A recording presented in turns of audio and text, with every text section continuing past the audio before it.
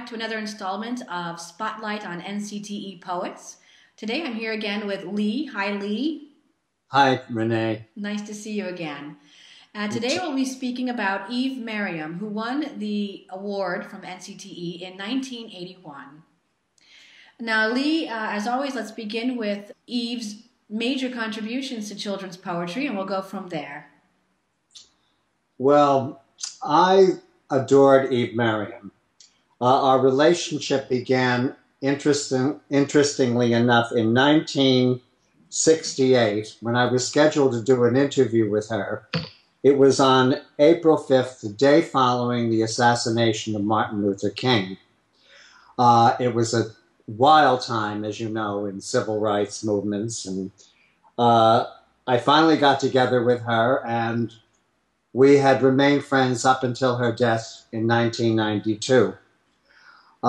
Eve Merriam was not only a poet, as we know her from NCTE, she was a playwright, a theater director, and she wrote from all ages of children, from kindergarten to young adults to actually adult work. She was a feminist, and early in her work, she did programs for adults on CBS TV.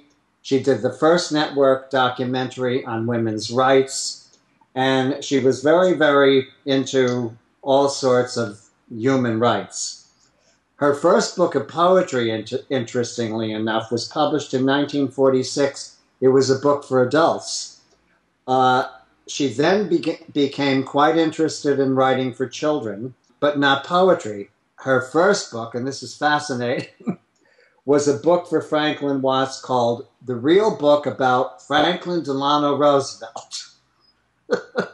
After that, she got into poetry and her career soared. The one book, of all the books she had done for children, but the one book that she was impassioned about, and she just was impassioned until her death, was her book for adults, The Inner City Mother Goose, which was published in 1969. And it was an incredible parody of Mother Goose rhymes in modern times, dealing with inadequate housing, unemployment, police corruption, crime and violence in the cities.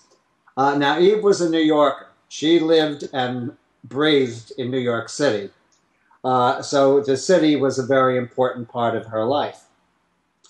From the time of its first publication, the book was banned, and it has become one of the most banned books in the United States in the history of literature, shockingly enough.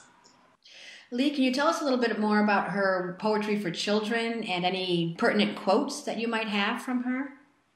Yeah, back to children's poetry. I mean, she did a wide variety of books. One of the books that I think is fascinating for all readers was her book, Finding a Poem, which was illustrated by Seymour Schwass. In this book, and anyone who wants to write poetry should find this book.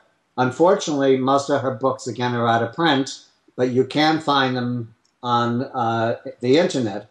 There is a very long, almost a 10-page essay on writing a poem, where she takes one poem, her poem Landscape, and she talks about the drafts, finding every word, how to polish, how to craft, and this is poetry. This is how one works as a poet.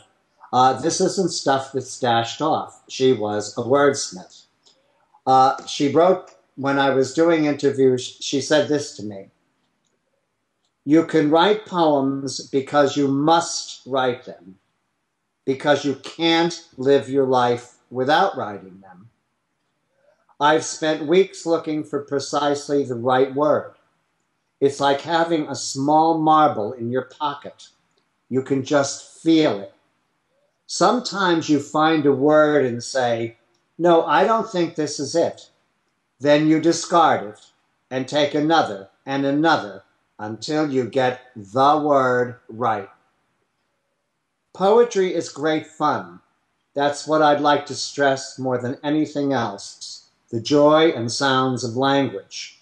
What can a poem do? a poem can do just about everything. Unquote. And as you know, one of her famous poems is How to Eat a Poem. So you can even eat a poem with her work. I was recently in touch with her son, Dee, and he wrote to me, "The one thing that springs to mind about my mother's love of language is that she believed in the sounds of words as much as their meanings. Her versatility, in addition to children's and adult poetry, she of course wrote song lyrics, theater pieces, and occasional essays." So the woman was really, Eve was truly a wordsmith. Lee, do you have any final stories or quotes you'd like to leave us with? Yes, I'd like to just mention, Eve and I, we traveled a lot together, and we were doing a conference one year at NCTE, and she was talking to a large group of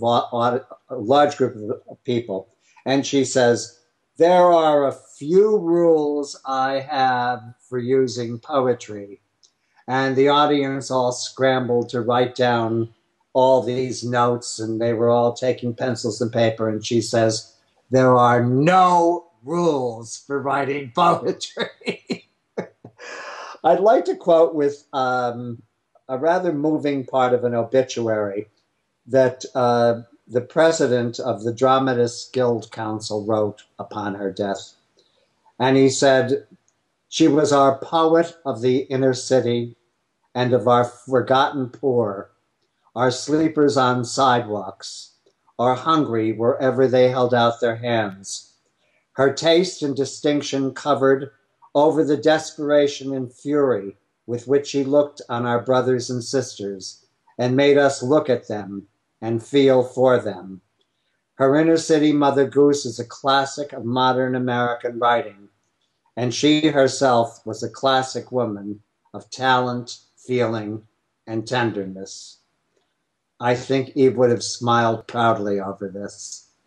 Lee, thank you so much for sharing your personal stories of Eve Merriam with us today. It really gives another dimension to the poet as person and not just as writer. Thank you, Renee. Looking forward to our next visit. Me too.